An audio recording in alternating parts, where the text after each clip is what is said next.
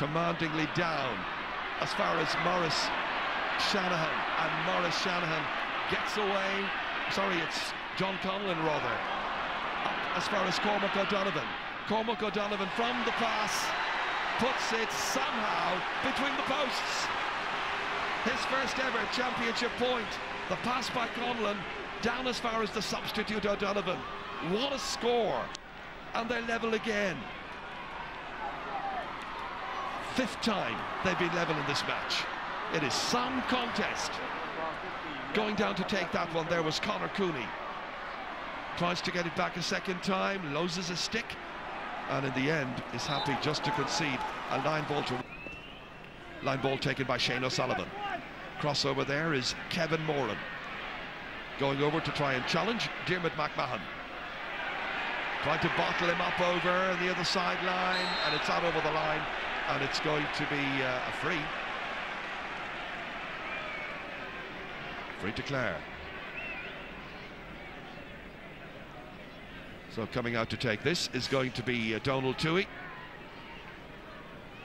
Davy Fitzgerald there looking on, appreciating that his team are in a very, very tight bind here this afternoon. He's been saying all the right things about his native county, that they were in for a tough match. And I think that's what we're getting here. There's going to be a Clare sub very, very shortly. We'll be seeing Donald O'Donovan, so we'll have the twins playing for Clare. Meanwhile, Michael Brick-Welch louing it back there as far as Tony Brown. Broken back down again here. It's time to Seamus Prendergast, and Seamus Prendergast has put the ball wide. It was an opportunity. I could just sense the frustration of Seamus Prendergast sitting on the bench waiting all of this. Donald O'Donovan who comes on. So we've the twins in action now for Clare. Last championship twins I can remember, Ben and Jerry O'Connor.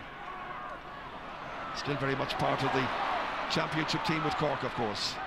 They're in the Munster semi-final. They've got Limerick next. Now who's going to be in the final before all of them? Will it be Clare? Will it be Waterford, the favourites here to win this one? John Conlon hits it. It just wavered in the breeze there. It was on target at the time it left his stick, and then the breeze did him no favours. So 10 wides now for Clare. That's a big tally. For Waterford, the referee has yellow carded one player already in the match. That was Dara Conan, full forward of Clare. So now there's a yellow card shown to Liam Lawler. The 4 Mile Water player is also a top footballer.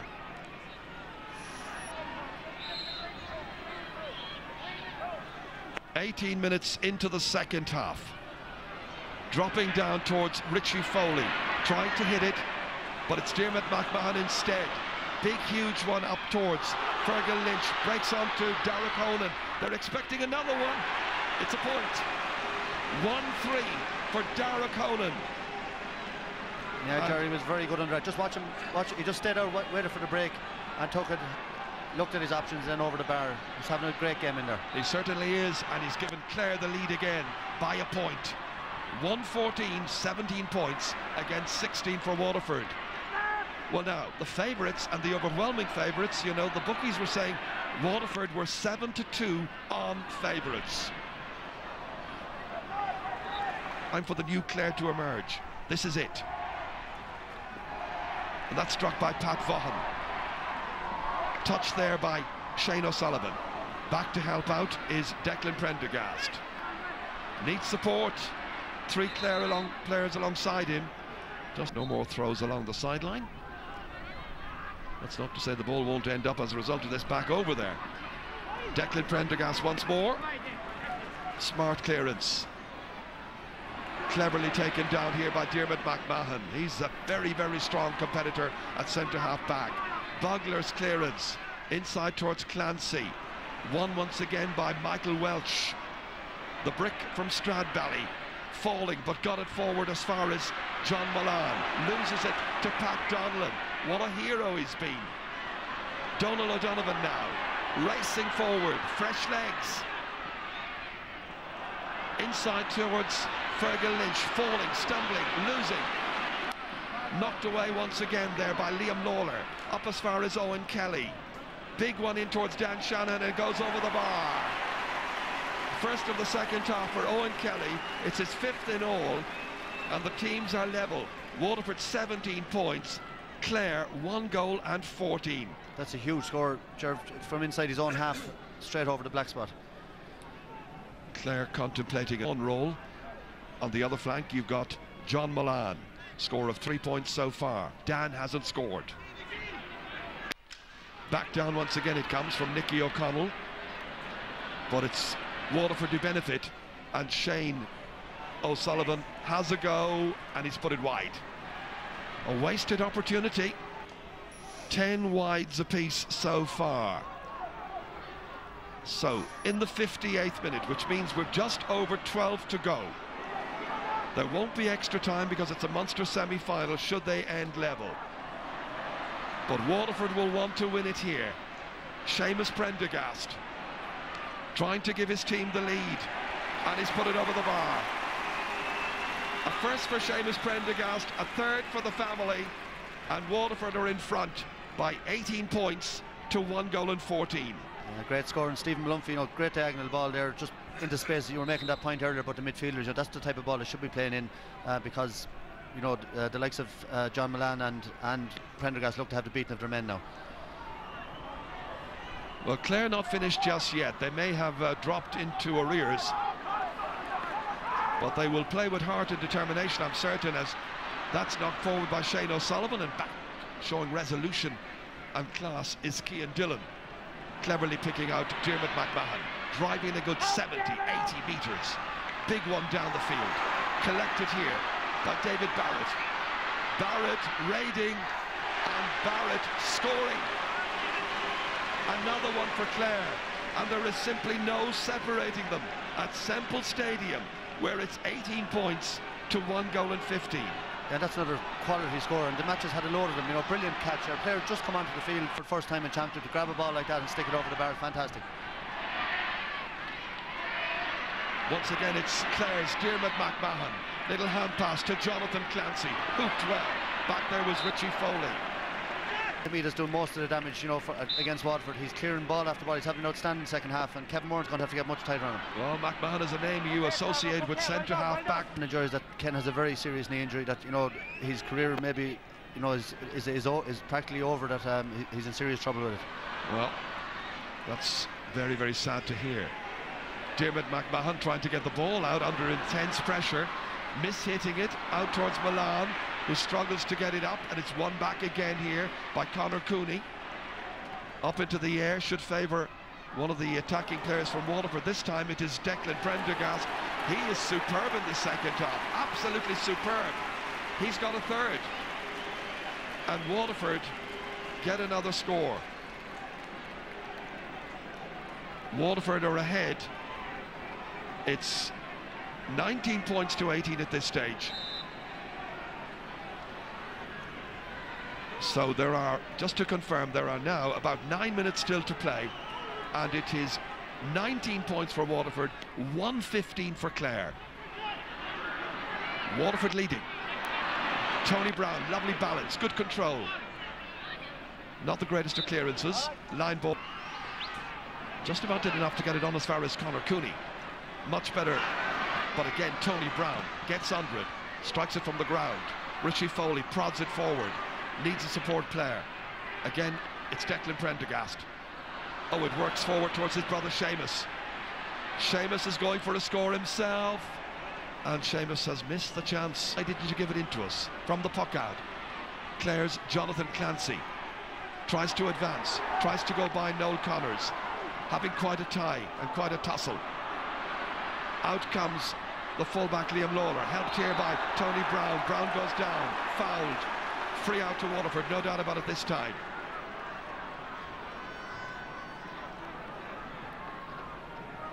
Worth having a look at this again, Michael. Yeah, definitely. Out of all of that, Tony Brown's okay. Owen Kelly takes the free. Big one in, he's got 5 players to aim at inside. Seamus Prendergast is one of them. Comes back here, Shane Welch has come in as a sub. Well blocked down. In the end, it's Brendan Bugler. 7 minutes to play. It's 19 points to 115. And another wide, and another wasted opportunity. Well, that's very indisciplined play. You know, you just, you know, you can coach and coach all you want, but players have to know, you know, those positions. You just keep the ball in play, get it inside into your full forward line, and you know, those wides are, they could come back to haunt them. You know, if Clare got up the field, they get a goal maybe. Well, 12 wides for Waterford. Now I've got news for you, Michael. It looks like Ken McGrath's going to come in the next couple of minutes. And that would be very pleasant, in spite of all the portents of doom, etc., etc. And he's in the match, and he's on for Kevin Moran. And he's wearing a green helmet. Another one of those who had to adjust to wearing a helmet this year.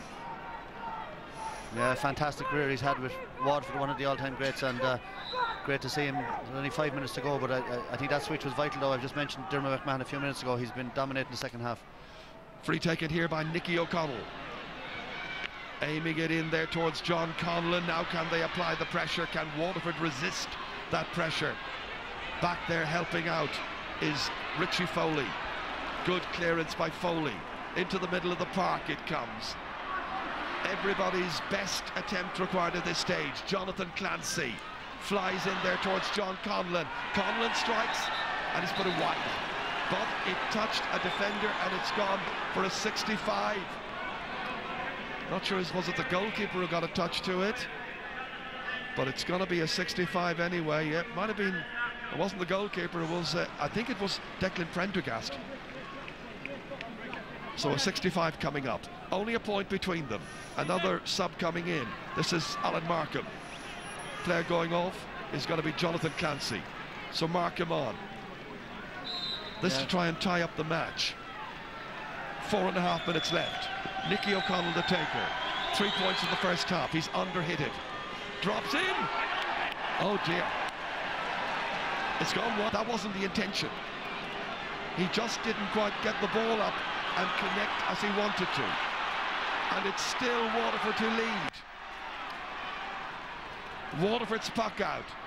Prendergast couldn't hold it the first time. Is after the second time. Is denied possession by Pat Donlan. Big mad scramble in there, and the referee's going to think of some weekend of action in the GAA Championship.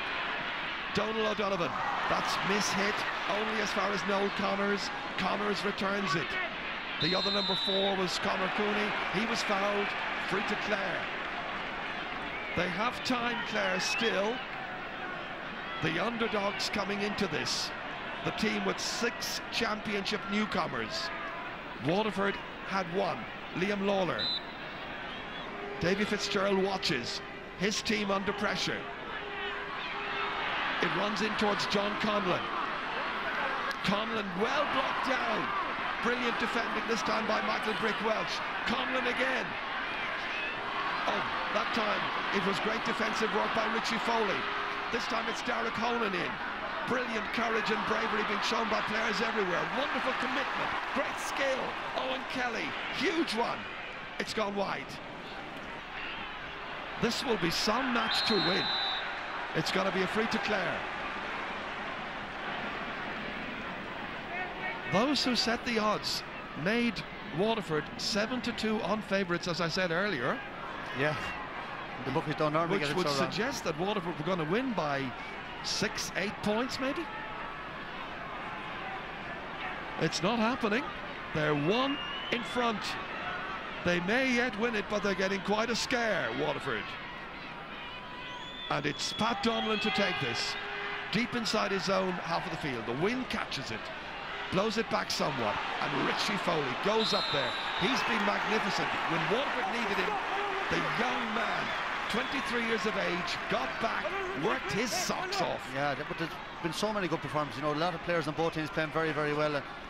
Really a great game, great contest. And to see Alan Markham coming on there, of course, the only survivor from the Clare team of the 90s, and he's had a long career as well. You see the likes of Tony Brown, 19th championship. It's unbelievable to keep going for that period of time. And they're up against a Clare team whose scores have come mostly from play. Only 1 point from a free. Under pressure now. Waterford trying to get another score. They need it just to ease their nerves. And again, Conor Coonan, and Cooney this time is fouled and it's a free out to Clare. I think it's a free in. Or I think it's a free in for picking it off the ground. It is. Off the ground. So what a time for Conor Cooney to pick that one off the ground. Oh yeah. Referee wasn't too far, and this should be an easy one for Owen Kelly. He's only 30 metres out from the target, and if this goes over, Clare will need a goal to win it. There's got to be 2 minutes of added time played. Kelly about to hit it. He's got 5 so far. He's got 6. That might guarantee victory yet. It makes it Waterford 20 points, Clare 115. Waterford are considering bringing on Owen McGrath very shortly. They've got the ball again from Michael Brick-Welch. Ken McGrath, and Ken McGrath marks his return to the championship with another one on his 47th championship appearance. What a score, a brilliant catch by Declan Prendergast again, who's an unbelievable second half. And Ken, you know, you don't normally see him as fired up as that, and just shows you what it means to him to be back out on the field. Well, it's looking safe enough for Waterford now at this stage, ahead as they are by 3 points. Only a goal will manage to rescue Clare's Munster Championship campaign, but they can take an awful lot of positives from it. Standing there and standing his ground, Tony Brown out once again. Declan Prendergast, superb. Cut out here brilliantly by Pat Donlan. Huge one down the field. Again picked up here by Michael Brick-Welch. Outside to Richie Foley. Seamus Prendergast this time, setting off. A couple of players after him. A point will do, and a point is what he gets. 2 for Seamus Prendergast, another for Waterford, and now they lead by 22 points to 115. That's 22 points to 18. Yeah. 4 points the margin. And Gerard, what an impact the 2 Prendergast have had. You know, Declan. So McGrath, he's in, and the player coming off will be Stephen Malumphey. So only about 30 seconds still to play.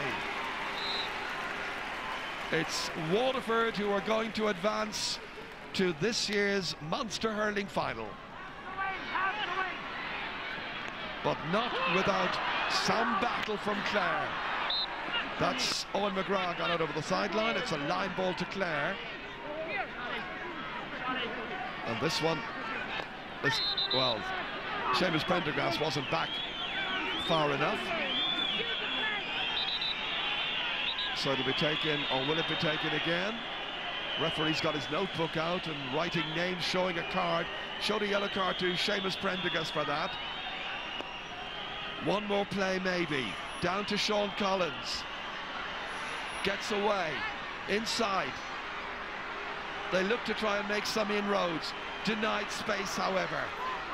Once more.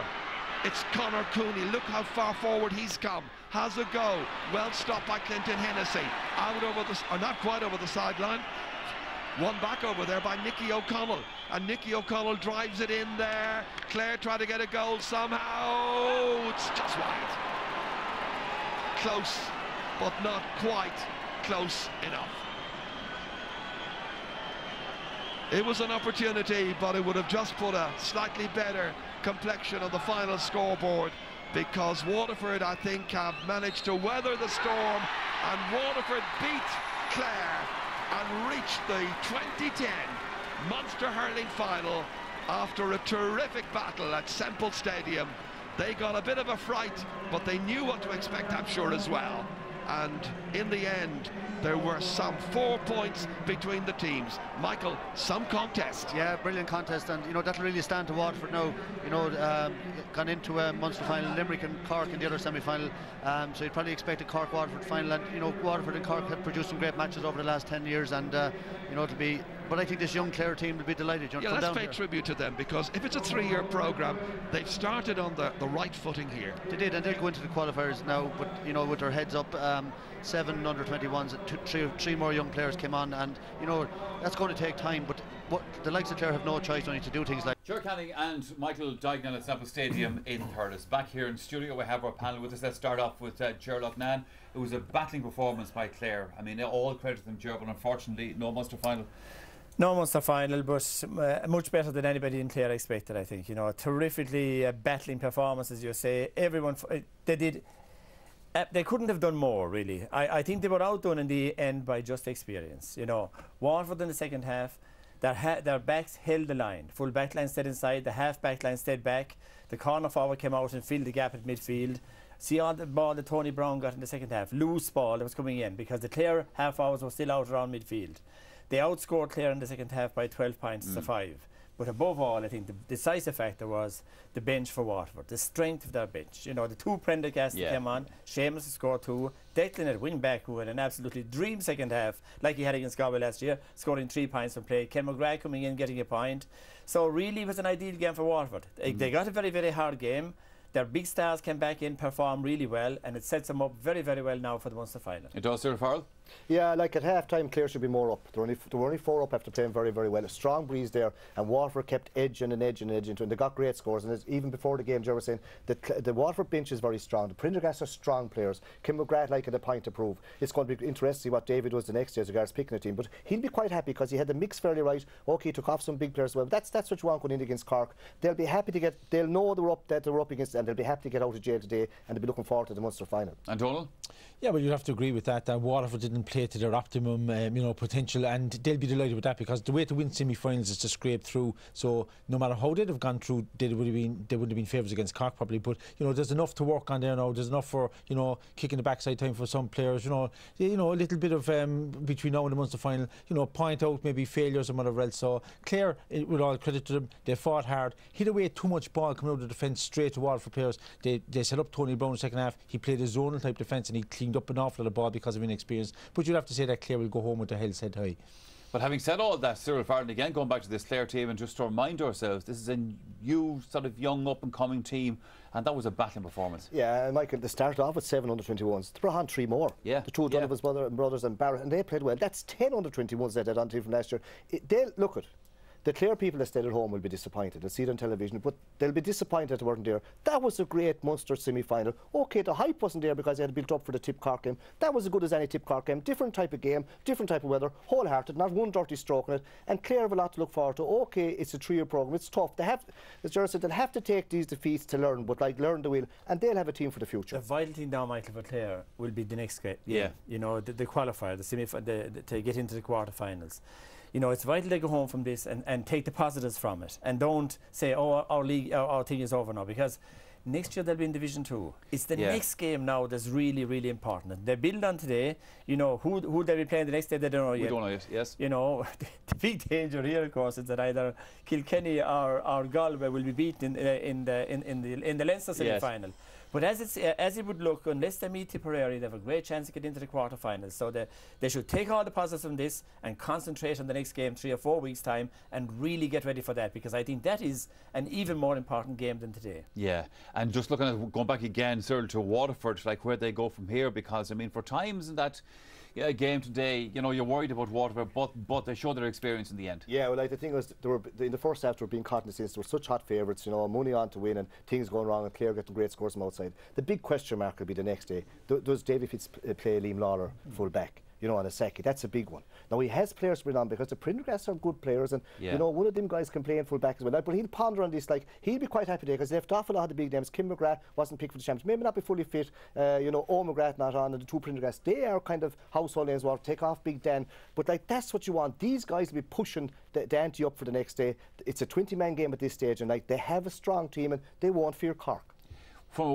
Again, Donald, from a Waterford point of view, one of the fascinating things about it, I mean, it just shows you the difference between championship, I suppose, and league. You have a league campaign, you're looking at your team, you're looking at your players, but as the game was going on from a Waterford point of view, they were changing and in some cases reverting again.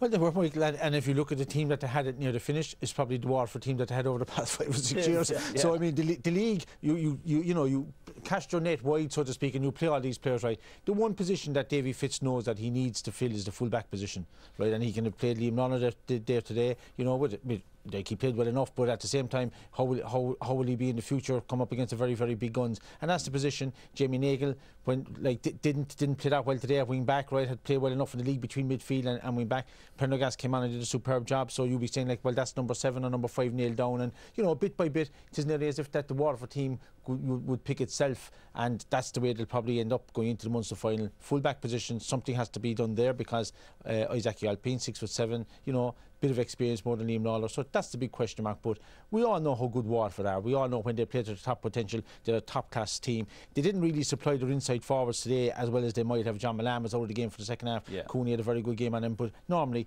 they didn't really play right up to the optimum. They'll be hoping for that for the Munster final. And also, like we talked about, the experience they had on the bench and fellas being able to come on, that sort of thing. And sometimes for lads, it's no harm to spend a bit of the match looking at it from the sideline. Yeah, gives you an extra incentive when you do come on. Yeah, Declan Prendergast, they're big, strong men under 4. So he came on wing back, but he seemed to be above midfield. Now, there was a strong breeze in it. But I'd say another thing for Davy as well today. He'd be very happy with Richie Foley. He's one of the new guys trying to make his name. He played midfield, and as the game went on, he was getting better and better and better. Now, Jamie Nagle probably got slightly injured. And young Noel Connors, he's beginning to become a real cornerback. They're still new. Stephen Lunphy kind of ran out of steam, but he has a lot to play with the next day, and I don't think they'll fear Cork at all.